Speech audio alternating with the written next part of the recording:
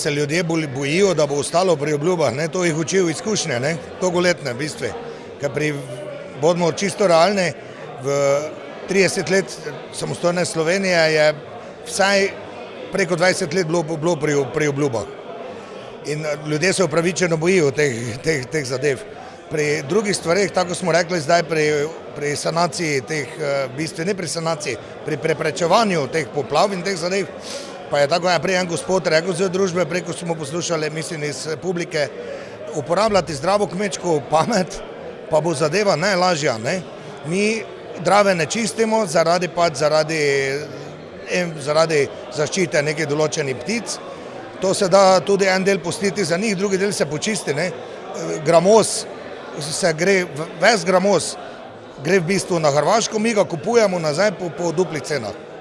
Mislim, to so absurdi. Samo z čiščenjem gramoza bi rešili vse prenose in Pesnico in tako je prej en gospod rekel Polskavo in glavno Dravo.